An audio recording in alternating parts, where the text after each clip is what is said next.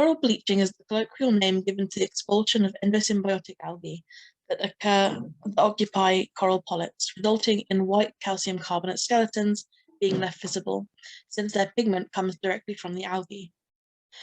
When corals bleach, they lose 60 to 90% of their zooxanthellae, and each zooxanthella may lose 50 to 80% of its photosynthetic pigments. Corals in this bleached state are physiologically and nutritionally compromised, and prolonged bleaching over several months leads to coral mortality. There are many causes of coral bleaching, such as elevated temperature, solar irradiance, freshwater dilution, pollution, and acidification. Elevated sea temperatures are the leading cause of bleaching, with the worst heat-associated bleaching event being in 2016. El Niño and the rest of the El Niño Southern Oscillation Cycle is a major driver of the ocean temperature fluctuations. Solar irradiance damages coral reefs. Both photosynthetically active radiation and ultraviolet radiation can damage reefs by increasing the number of free radicals such as hydroxyl that damage photosystems, DNA, and other tissues. Freshwater dilution from storm precipitation and runoff has been demonstrated to cause coral reef bleaching. And rather than causing coral reef bleaching, an increase in elemental nutrients such as phosphate and nitrate can trigger algal blooms which obscure the sunlight to the reef. Atmospheric carbon dioxide reacts with seawater to form carbonic acid.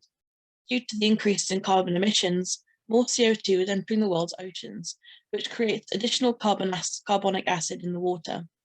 The more acidic seawater becomes, the less calcium carbonate becomes available. Organisms that rely on calcium carbonate, like coral, struggle to repair and build their skeletons or shells.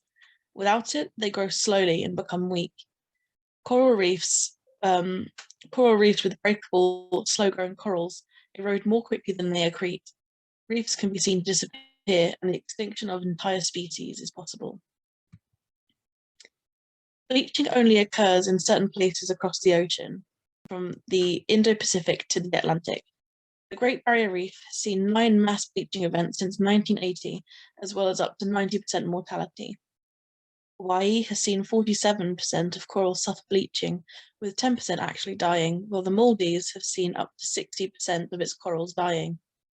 Thailand has suffered between 35% and 90% loss of all bleached corals. The good news is that some corals seem to be able to withstand rising sea temperatures.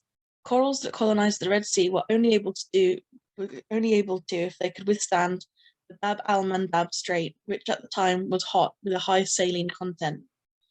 The consequence of this is that corals from the Red Sea have a higher thermal tolerance and may even hold the key to increasing the tolerance of the rest of the world's corals.